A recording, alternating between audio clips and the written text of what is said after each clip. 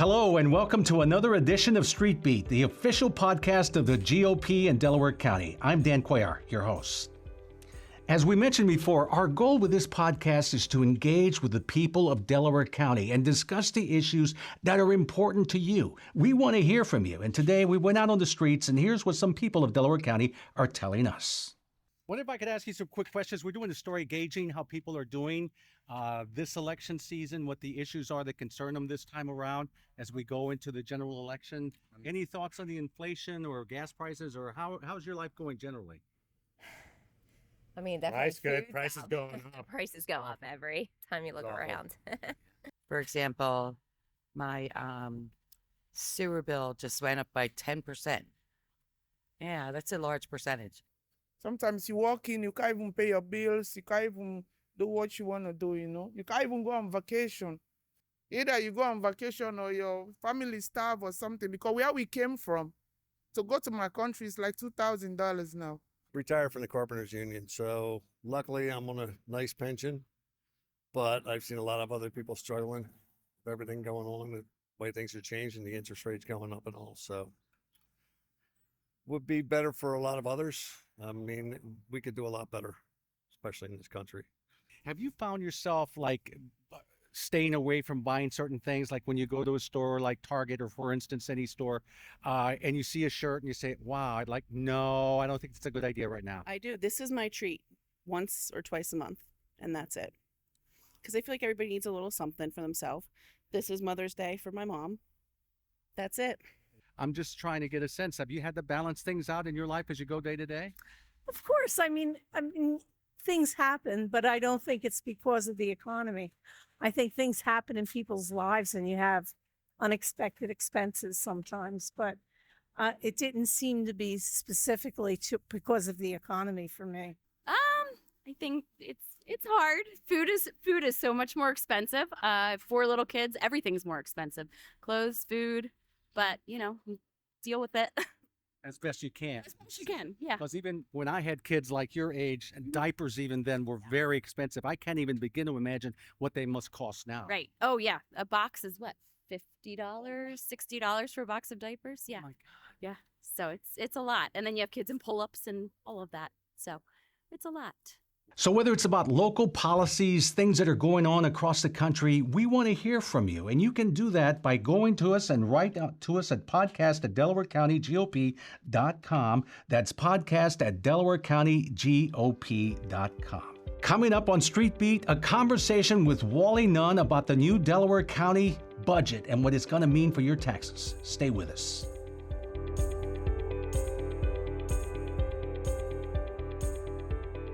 Welcome back to Street Beat, the official podcast of the Delaware County GOP. Thank you for being with us today. We're going to talk about Delaware County taxes now.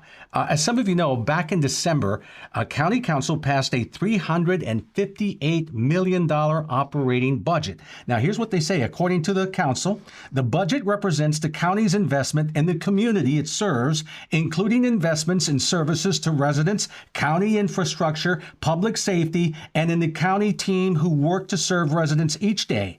It also reflects the reality of running a county in the wake of spiking inflation, addressing decades of underinvesting and deferred maintenance, and acknowledging that federal COVID-19 relief funds will no longer be available. So what would this mean to Delaware County taxpayers? You gotta be wondering what it's gonna mean, right? Well, with us now to discuss this is none other than Wally Nunn, former head of Delaware County Council and a longtime political figure in the Delaware County Republican Party. Wally, welcome to the podcast. Thanks for having me. Now, you just heard me talking about what they just said. According to the Democratic-controlled council, the $358 million operating budget increases the county's current millage rate of 2.999 to 3.149. The increase equates to residents paying, they say, $38.19 more per year in county property taxes for a median home valued at $254,683 for a total county real estate tax bill of $801.98. Does that sound right to you, Wally? Well, it's right in that they passed the ordinance. That's the tax. That's what it's going to be. However, what's coming is a sledgehammer. It's going to hit the taxpayer over the head. My estimate is they need to raise taxes at least 30% over and above what they are. So if you've got 830% of that is $250 more. Doesn't mean a lot to the elites on county council. There's three of the elites. They live in Radnor, they live in Swarthmore, they live in Haverford. What's a few more $100? But to the people where I grew up in the row houses, a couple of $100 can mean the difference between shoes for the kids, presents for Christmas, medicine that you could take. When I first got into county council, I got a letter from an older lady, probably not as old as I am now, who had an income of about $8,500 a year and a real estate tax of $3,000 a year. And she was wondering if there's a way to pay her taxes on time. And unfortunately, there wasn't. Everything I did on county council from that moment forward, I did understanding that I wouldn't spend a nickel I didn't have to, because I had to take it from that woman and put it somewhere else. And if I was going to take something from her, I had to be very sure. This council is not sure. This council is, I mean, I could go through some things. In the last 2 years, according to their own fiscal officer, the payroll with benefits is probably going up $40 million a year in the last 2 years. The cost per diem for a prisoner at the private prison was $76 a day. It's now almost $130 a day. That's $130 a day times 365 times 1,200. That's a lot of money. Anyway, they opened a health department that the county in 2010 asked Johns Hopkins University whether or not they needed to have a health department. Johns Hopkins came back and said, you don't need a health department. You need to better coordinate some of the things are here, but basically everything's here and it's already being done. Mm-hmm. They went ahead and did it anyway. It's $20 million a year. Some of it, they do get some subsidies from the state. They put out their list of achievements. The only thing I could see there that wasn't done before is they did say that they gave out 436 free condoms. This is what we're paying $20 million more for, 436 condoms, because everything else was done. That's crazy. You know, it is absolutely crazy. The council claims that when the current Democratic majority was elected in November of 2019, its predecessors decreased taxes, leaving the incoming council with less revenue. They say the increase in the FY 2024 budget brings the county's budget back to where it would have been if there had been a decrease, not been a decrease in the taxes. How do you respond to that, Wally? Well, I respond to that by saying what I just said. They've got a $60 million deficit built in there that they covered this year using some leftover COVID money from the federal government, and $46 million or 47, I'm 81 now, so I may be off $1 million, but $1 million here, $1 million there pretty soon. It's real money of fund fund balance. That is rainy day money, if you will. Right. So as I added it all up, it came to about $60 million. $60 million, the only way you can make that up is increasing the real estate tax, which I'll remind these progressives is the most regressive tax you can impose on the public. Right. By 30%. I go back to that $800 they're talking about. It's going to go over 1,000, and it's going to go over fast. And you know, one of the things that they went around the county and yelled about was they called it the corruption tax. That the Republicans, in their wisdom, imposed corruption tax because they were giving contracts to contributors and so forth and so on. Let me give you a little look-see at what a real corruption tax looks like. In 2019, the last year that the Republicans ran this county, once again, I'm going to be off a few thousand one way or another, the outside legal bills were $400,000. Last year, last year they're going to be $4.5 million. The way I'm estimating that in the first 4 years, there's $12 million of outside legal bills. One of the biggest recipients of that is Ballard Spahr. Ballard Spahr, until recently, was run by Mary Gay Scanlon's husband. Councilwoman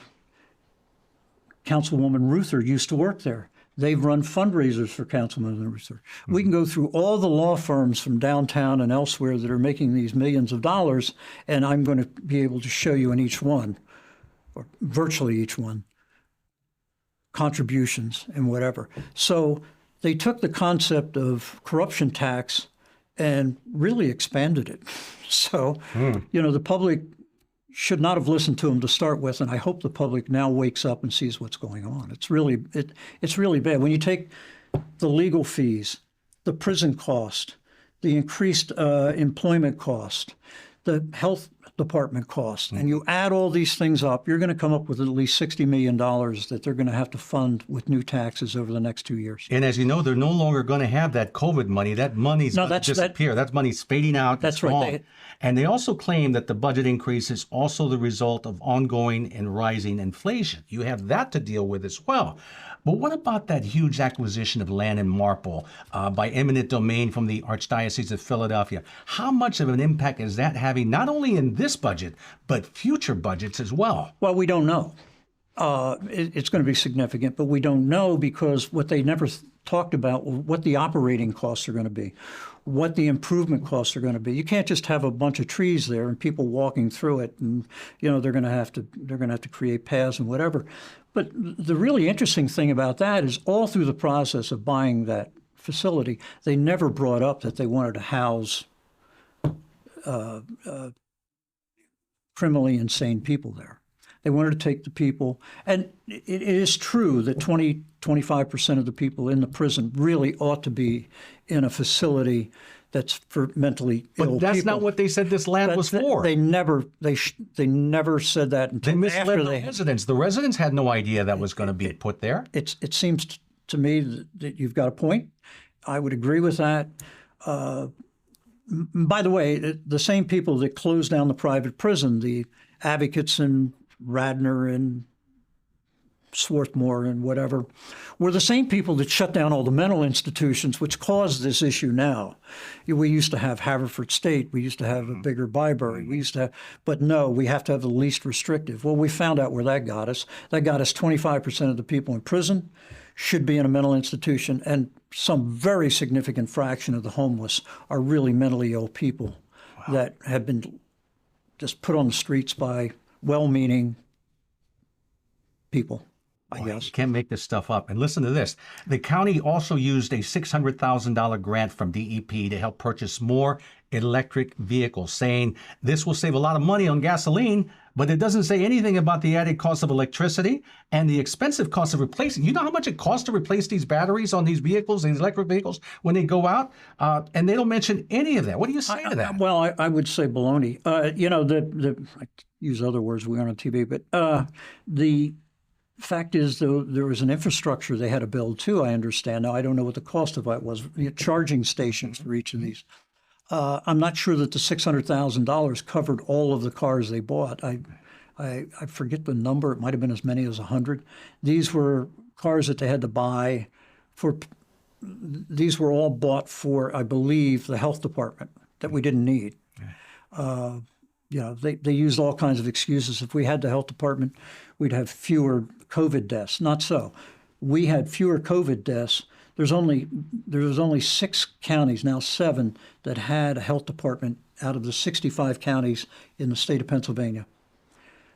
We had lower of the 6 that had it. We were sort of in the middle of the pack in the number of deaths. Philadelphia had more. I think Bucks had more. Montgomery may have had more. Chester less. That's despite the fact that the COVID thing hit minority populations much harder than it hit, let's say, the white population.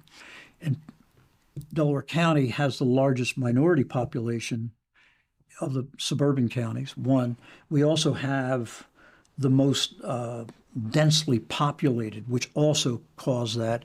And the third issue that we had was an inordinate amount of elder care facilities, nursing homes and whatever. Take all of that into effect and into account, we literally had lower rates than any of the counties that we're spending all this money on health departments. So what should the average taxpayer in Delaware County be expecting over the next few years? I'll say it again, unless they make drastic cuts, and that's a serious joke when we're talking about a Democrat administration. Unless they have serious cuts, you're looking at, I think, at least 30%. Wow. Wally Nunn, a man many of you already know. Thanks for being with us, Wally. Thanks for having me, Dan.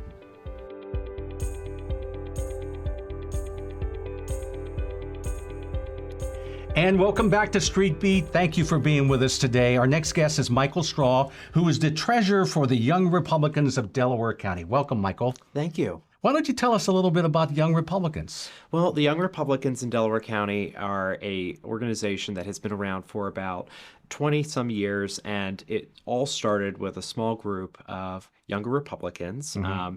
We go from the age of 18 to 40, and essentially the mission of the group was to get younger Republicans elected in county office, committee person positions, you name it, across Delaware County. How many members do you have? How are you strong here on this group? We generally flow between 50 and 100 members. We're expecting to actually get closer to over 100 members during a presidential election. So we're already seeing a good influx. Wow, talk about that. Have you seen a large increase now in membership now that people are getting very interested in politics and what's going on with this year's election? Oh, yes, absolutely. So we actually had a couple of debate watch parties back when the presidential primary was in full swing. And so many more younger Republicans are engaged, depending on who they supported for the presidency and the primary, and now obviously going into the general election. What are some of the issues that drew some of the members to the Young Republicans of Delaware County? Oh, at this point, one of the biggest issues is cost of living.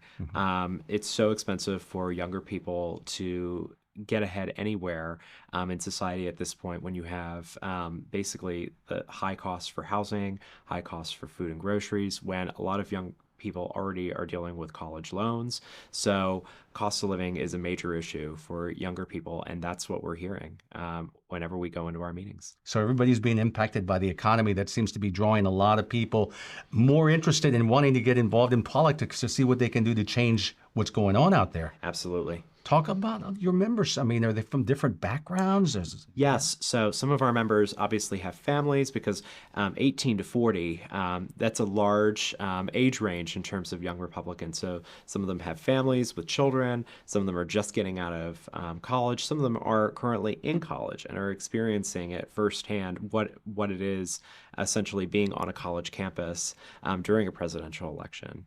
But all of them, no matter what, are facing the same issues. When you have a family with 3 children, you're being impacted economically by having to feed, a family. When you're on a college campus and you have a limited budget and you're taking on student loans, you have to think about the costs that you're taking on then and in the future. So in the end of the day, young Republicans, no matter what, are definitely feeling the pinch of the Joe Biden economy. So contrary to what President Biden has been saying, that the economy's great and it's been improving, your members are finding the opposite. Yeah, it's absolute crap. Yeah. Well, that's talking a lot about the state of things right now. And how do you do outreach? How do you go out there and bring new people into the tent? Oh, so there's many different ways that we go about it. We obviously go on social media in all different forms, Facebook, Twitter, Instagram. Instagram is actually one of the more revolutionary tools in social media these days because Facebook is one of our more older social media platforms. Instagram is a great way to connect with young people, and we've managed to get to so many different young people all across the county, just sharing pictures, getting events out there, and then eventually we bring them into the fold and get them on our, on our messaging and bring them in for events. And as soon as they, come out to one of our happy hours or to one of our events, they're locked in. Oh, that's awesome. Now, if people want to join the group, where can they reach you? How do they get a hold of the group? Where can they find you? Yep. So go on to Instagram or Facebook and search Young Republicans of Delaware County, and then just message us right there, and we'll get you the information to get on our email list and to join our chats. Michael Straw, treasurer for the Young Republicans of Delaware County. Thank you for being with us today. Thank you, Dan. We'll be right back.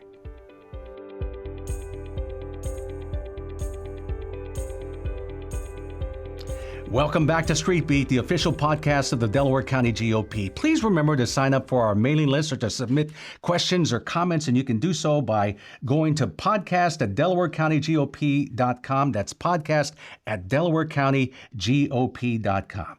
Now, as we head into the November 5th general election, I know there are a lot of questions out there about who the GOP is running for office here in Delaware County this time around. Well, we're going to meet some of them. We'll be right back.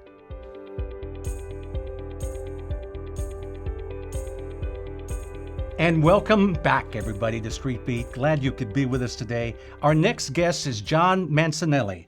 He is a GOP candidate for Pennsylvania House of Representatives, District 161. That district covers Aston, Brookhaven, Chester Township, part of Middletown Township, Nether Providence, part of Ridley, Rose Valley, and Upland. Mr. Mancinelli, welcome to the program. Thank you, Dan. Why don't you tell us a little bit about yourself? Oh, well, first off, it's an honor to be here with you, Dan. I've spent a lot of nights watching you on the news, and my mom's a big fan. She won't let me do it. So I am a lifelong Aston resident. Grew up in Delaware County. Went to St. Joseph's University and Newman University. I am a small business owner. What do you own? I own a pizza shop, Mambroso's, as well as A-Town Properties, which is a property that manages residential and commercial properties. Okay. I am also a father of 4. I have 3 sons and a daughter. Wonderful. Yes. Met my wife at St. Joseph's University, and we got married shortly after graduation. So. Super. Yes. Wow. Yeah. But I am actively involved in the community. I currently sit on my school board as a member of the Delco School Board. I serve the township in the capacity of Parks and Rec, as well as the zoning board for Aston Township. I sit on the boards for Aston Valley Baseball and Aston Youth Soccer, where I coach and organize a lot of the programs that we run for the youth of our area. Well, it sounds like you're heavily involved in the community. God bless you for that. Yes. Yeah. What are some of the issues that you would like to see addressed in the Pennsylvania House of Representatives? Well, as a small business owner, the prices are skyrocketing. And I'll focus on the pizza shop. Our costs are through the roof. Whether it's the cost of the items coming in that we use to produce our pizzas or our other food options, or the gas that the delivery driver has to put out, the margins, the numbers. We've had to have increases to our menu prices more often than I believe we should, just to kind of keep up with the high inflation and the high costs and high taxes that we're subject to. Yeah, and then there's the insurance. You have to have insurance, all these other things that you have to operate a business, right? Yes, correct. And utilities have been a major cost for us of lately. Whether electric, gas, water, it's the increases have been really felt. So the economy is one important issue that you'd like to see addressed. What are some of the other issues? I'll switch to my other business. So I spend a lot of time with real estate and the properties I manage in many different towns and neighborhoods. I spent a lot of time in Philadelphia, from North Philly to West Philly, South Philly. And I think crime and safety is a big issue. In these neighborhoods where I've been working, family business started in the 80s that I took over, I see it's changing. I don't feel as safe as I once did working in the neighborhoods that I go into now. It's just a different air about it. And I think a lot has to do with the soft on crime policies that a lot of especially the city of Philadelphia, is using. So I want to see, conversely, a town like Aston was in the top 75 of the safest towns in Pennsylvania. I see the way, my town's ran, and we support our police officers, and we support being tough on crime, and I want to stick with that.